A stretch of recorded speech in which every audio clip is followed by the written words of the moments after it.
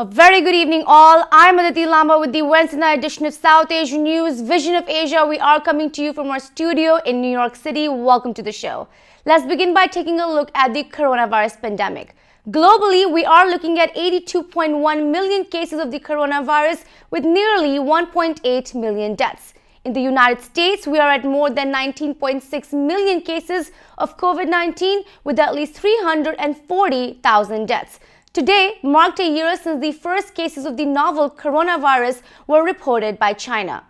The nation also hit a new dismal daily coronavirus record of 3,725 recorded deaths yesterday. States are surging with cases, with California now the new epicenter of COVID-19 in the United States. The state has extended its regional stay-at-home orders in areas where there is 0% capacity in the intensive care units of the hospital. Los Angeles counties have been massively impacted by the healthcare crisis in that state. Meanwhile, the new COVID-19 variant, which was found in the United Kingdom, has now been recorded in Colorado. This new variant is more transmissible but doesn't appear to be as deadly. On vaccine, the UK has authorized today the emergency use of a second COVID-19 vaccine developed by the Oxford University and AstraZeneca, becoming the first country to do so. This is the third vaccine to have gotten the authorization, bringing in more sense of hope across the world. Here in the US, health officials are now worried about the speed of the vaccine rollout by federal government's Operation Warp Speed. If you are a frontline health worker who has taken this vaccine, please write to us with your experience on events@itvgold.com and your take on the vaccines. In politics, talks on increased stimulus payments continue, with Senate Majority Leader Mitch McConnell introducing a proposal which combines $2,000 stimulus checks with repeal of Section 230 and studying election fraud. All of this is happening while millions of Americans struggle with food insecurity, homelessness, evictions, racial disparities, and much more. Tonight, we cover much on this and the impact of current politics on the role and responsibility of South Asian Americans. Here are the headlines. Suman Raghunathan discusses U.S. politics and immigrant communities, New York. COVID-19 relief package and stimulus checks on the way, featuring veteran journalist Rohit Vyas. Chhaya CDC presents virtual holiday Soiree 2020, featuring author and TV host Padma, Lakshmi, New York City. It's time for the short break on Vision of Asia's South Asian News segment. We'll be right back. And welcome back. I am Aditi Lamba and this is Vision of Asia, Wednesday night episode of South Asian News. Let's begin by taking a look at the US politics and policy as well as the impact on South Asian Americans. Talks are tense about the new COVID-19 relief package. Yesterday saw Senate Majority Leader Mitch McConnell put off a vote on increasing COVID-19 relief checks from 600 to 2,000 and has urged senators to override President Trump's veto of a defense bill. The majority leader has tied the larger checks to two other measures that the president wants but which most Democrats oppose. Meanwhile, a growing number of Republican senators are supporting this raise in the checks, including Republican senators who are running in the January 5th Georgia Senate race runoff elections. But other Republicans worry about the cost to taxpayers and remain opposed. The Democrats believe this will bring relief to the most struggling individuals and families impacted by the ramifications of COVID-19. And lawmakers have very little time to act before the bill expires, as new Congress will be sworn into office this coming Sunday. So where do we go from here, and how should we analyze this discussion on stimulus payments? We spoke with ITV Gold's senior political commentator, Mr. Rohit Vyas. On this and much more, here is Mr. Rohit Vyas. The long-awaited COVID-19 response from the Congress. Finally, we have a resolution, we have a package that is going to cater to a lot of the needs that have been impacted by COVID-19. It is a $900 billion package that they have come up with. My question to you is, do you think it's enough for the entire country? And do you think the way they've allocated these funds is also right? No, it's not enough. It's obviously not going to be enough, but it's the only way they could push through something in a bipartisan manner. As you know, there was a bipartisan group of senators that worked on this and came up with a compromise package. And that's basically what this is, a compromise package. Most important, the key figure over which they had this big stumbling block and remains, that stumbling block remains, is funding for the states, for the individual states. I mean, states are in dire, precarious financial condition. And the states had asked for federal assistance. And I think I explained it to you in the last segment, where the federal government is the only one that can come forth with mammoth amounts of money in a crisis situation like we have and find ourselves in now. Okay. So that has not happened. What they've done is put together a patchwork deal for the moment to rescue the average worker out there whose unemployment benefits, the federal unemployment benefits, will run out the day after Christmas. And so they want to put some money in the pockets of those people. The stimulus checks are half the amount they were previously, but it's something, which is better than nothing, as the saying goes. The Republicans were resistant to giving out the same amount of money that they had earlier, which was $1,200 an individual and $2,400 for a couple, and then more for each dependent in the family. Now you've got $600 per individual earning up to $75,000, and $1,200 for a couple earning up to $150,000 total, and then $600 each for dependent children in the household under the age of 18. So that should help tide over at least a couple of weeks, I think. Airlines got some kind of a deal through this package. Some people in the hospitality industry, but not the entire thing. There was no major rescue for restaurants, I believe, in this package, which is a major problem. The restaurants are the ones suffering the most in this economy. And so basically, it's just a patchwork of stuff to keep it going for the time. It's a Band-Aid approach, if you will. Basically, I think it's a Band-Aid approach. I think as soon as the Biden administration is sworn in, the then President Biden will probably want to have another stimulus deal passed through Congress, which is going to be very tough. The Republicans have already made it very clear that they're not really agreeable to such measures, and I'm sure that they don't want to make the Democratic president look too good, although he can reach out across the aisle. Do you think the funding for schools is enough in this? No, it's not going to be enough for that either. It's going to require a lot more. Don't forget that Congress, when they passed the bill earlier in May, the second CARES Act, which this effectively is now, they had allocated $2.2 trillion. $2.2 trillion. So that's a lot of money, and this is $900 billion, so it's under $1 trillion, right? It's short of $100 million to become $1 trillion, and it's just $900 billion, so it's definitely not going to be enough. This pandemic, people think, are hoping it'll end very soon next year. It's not. We're going to be stuck with it for a while. We have vaccines in the pipeline. Right. I know you'll be discussing this further with other guests and even maybe with me.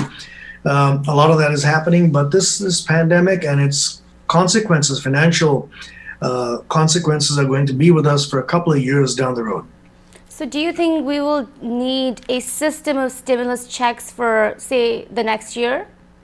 I'd say so, yes. I think there'd have to be more stimulus for the rest of the year, next year, in my opinion. I'm not claiming to be a major economic expert by any means, but it's basically common sense. There are a lot of people who are not going to get back those jobs. A lot of them have been lost permanently. I've been hearing as we speak now that probably over 800,000 more people have filed for unemployment again. Right. And we don't yet have a confirmation of that, but the situation is getting very bad. Those are first-time unemployment applications, by the way, which means the economy is teetering on the brink of not collapse, but destabilization. And so we do need enormous fiscal stimulus to stabilize the economy for the near term and for the longer term.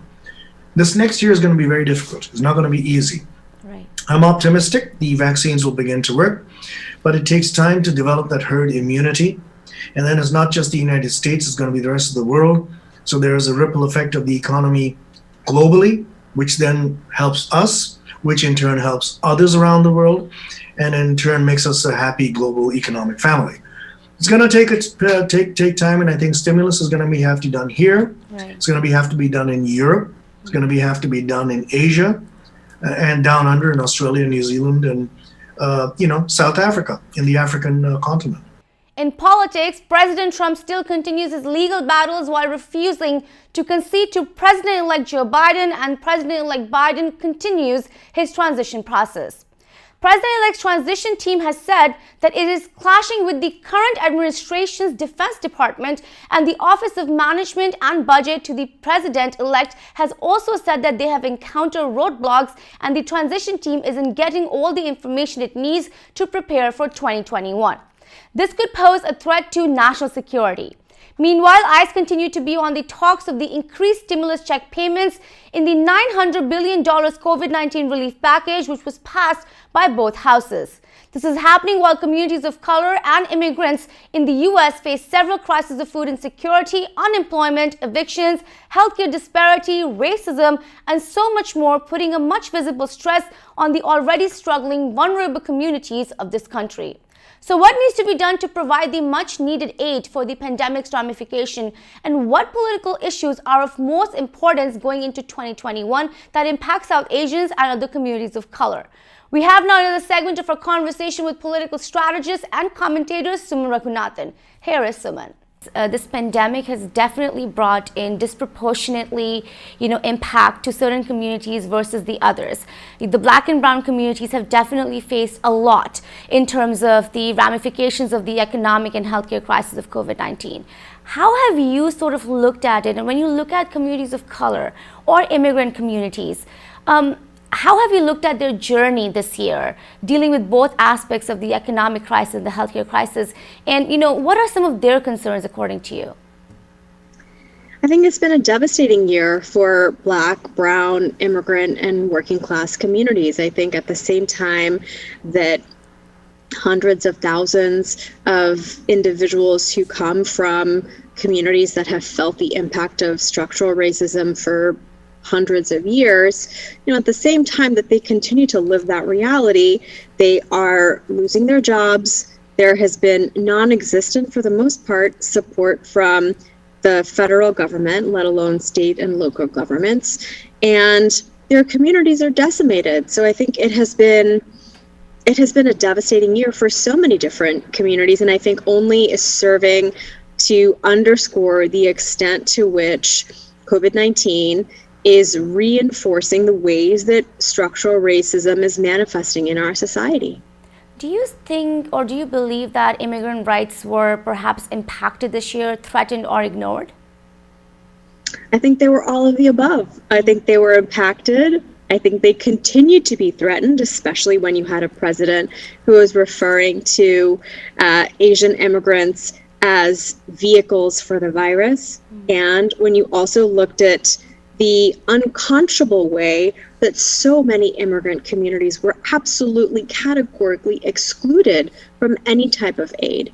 If you are undocumented and you are an essential worker and you are helping to keep your city, your community, your locality going, how is it possible that the federal government's aid does not extend to you? Again, I think it's a moment of yet another unfair exchange of this country wanting and needing the support and labor and heart of so many immigrant communities and being unwilling to return that support to them. And a lot of these immigrant communities don't even have proper access of where they're living to resources that other communities may have. This brings me to the fact that you had just mentioned the word systemic racism. We have had a discussion on it before as well. My question to you is, where do you see that discussion going in 2021? And the incoming administration, how much responsibility do they have to make sure there is less racism, discrimination, and hate crime in the nation? I think it is incumbent upon the incoming administration to continue to acknowledge just how much needs to be done with respect to addressing structural or systemic racism. I don't think it is going to be solved in the next 4 years. I don't think it's something that government alone can do, but it is something that government needs to signal its willingness to lead on. And I think that the incoming administration has much to focus on with respect to its actions rather than just its words. And, there is much to undo with respect to addressing structural racism. And we're going to see what that looks like with respect to the policies legislation and executive orders that the new administration will be able to enact and secure. And it's time for another short break on Vision of Asia, Voice of the Community. We'll be right back. And welcome back. I am Aditi Lama and this is Vision of Asia South Asian News Segment. Let's now take a look at Chhaya CDC with its mission to build the power, housing, stability and economic well-being of South Asian and Indo-Caribbean communities of New York City. This pandemic surely has brought in change for the organization, but it didn't stop Chhaya from serving communities in need and doubled down its efforts, meanwhile stretching capacity to relieve services in addition to Chhaya's ongoing programs. This year, Chhaya brought in aid in various forms to more than 3,000 individuals in Queens and distributed over $600,000 in relief. It also provided groceries and food supplies along with assisting low-income families with housing and evictions, and also provided hundreds of community members with support and assistance to access unemployment insurance, rental assistance, and other economic resources.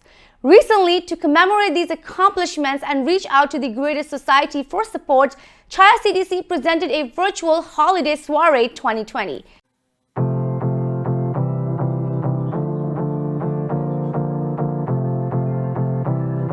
The thing that inspires me most about working at Chhaya is the multitude of different ways that we're able to help members of our community. I work at Chhaya because Chhayan are dedicated to provide service that our community are in need. I'm able to connect learners to a variety of resources. Working at Chhaya inspires me because of its passion and dedication to fight against injustice.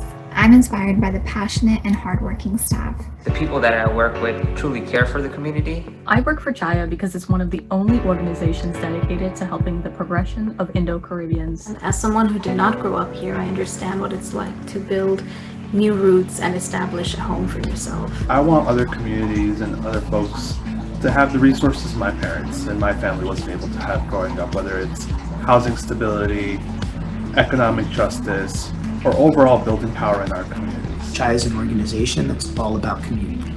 We speak your language. আমরা আপনাদের ভাষায় কথা বলতে পারি। আমরা আপনাদের ভাষায় কথা বলি। हामी तपाईँको भाषा बोल्छौँ। हम आपकी भाषा बोलते हैं। ਅਸੀਂ ਪੰਜਾਬੀ ਬੋਲਦੇ ਹਾਂ ਤੇ ਅਸੀਂ ਤੁਹਾਡੀ ਮਦਦ ਲਈ ਇੱਥੇ ਖੜੇ ਹਾਂ। আমরা আপনাদের জন্য এখানে আছি। Chhaya तपाईहरुको लागि यहाँ छ। धन्यवाद। Chhaya está aqui para ti. Chhaya kailangan de yure. Chhaya ਤੁਹਾਡੇ ਲਈ ਇੱਥੇ ਹੈ। ਧੰਨਵਾਦ। We are here for our community.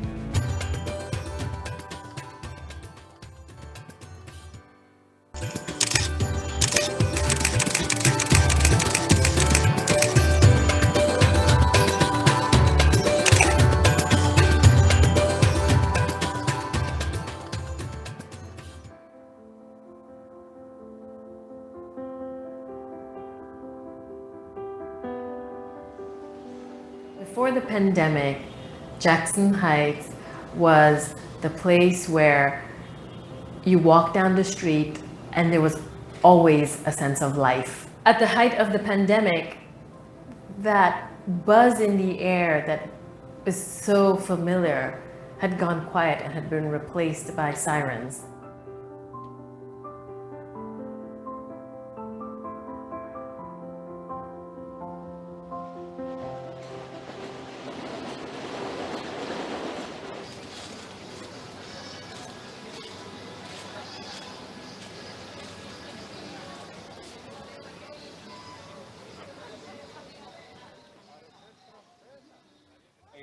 My name is Mahmoud Hussain Badsha. I'm from Bangladesh and I live in Jackson Heights like 25 years and my business almost 22 years. Rent is a lot of money, but the first time I tell him, so there is no business, you have to give me break. He said no break, but I have to give it later. You know, I have a permit for food vendor permit is my name on it. Then I help one lady, she selling the taco, and also the Chhaya CD give me the link with the apply for some loan because that vendor people they open the 3 months. So they are losing money, they are losing business, and they have no money. So I apply for three, 4 times. There is not approved.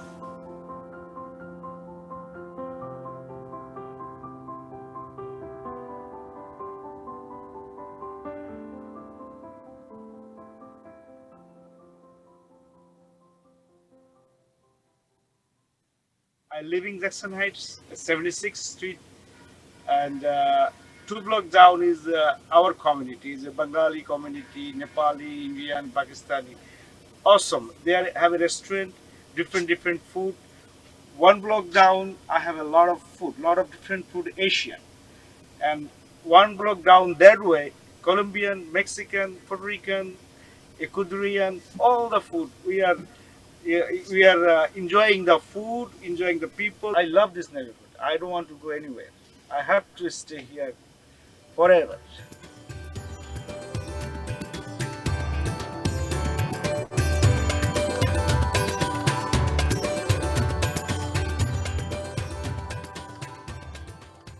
Hi everyone, I'm Padma Lakshmi and I'm here in support of Chhaya, CDC's relief efforts.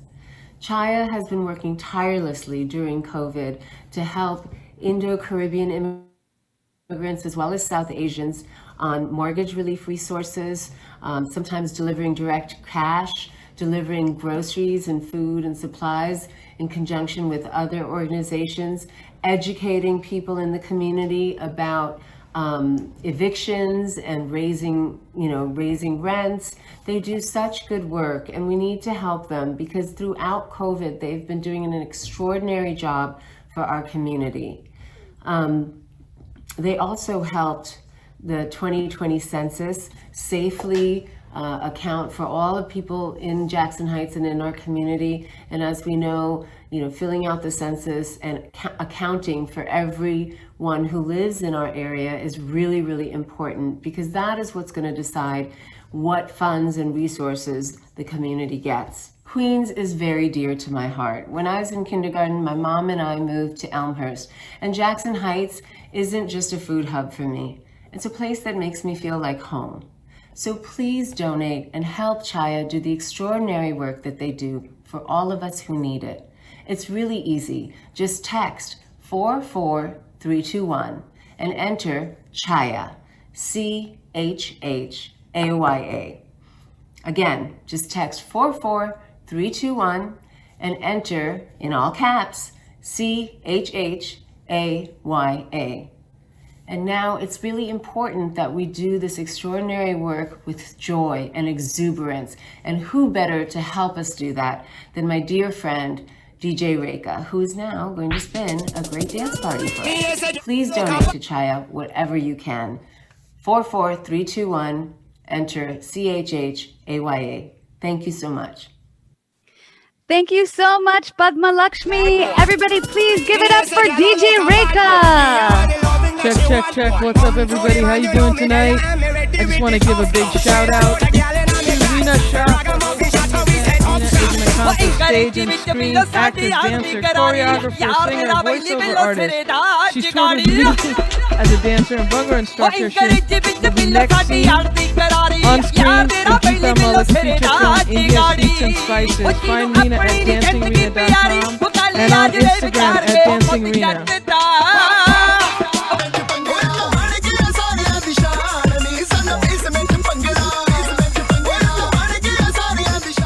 Well, this wraps up our show for the night. Please send us your suggestions and get your voices and organizations on our show. Email us on events@itvgold.com or follow us on Facebook at itvgold. You can also subscribe to our YouTube channel for free access to many of our popular shows. Thank you for joining us tonight from Queens, New York. This is Vision of Asia, and I am Aditi Lamba. Take care and be well.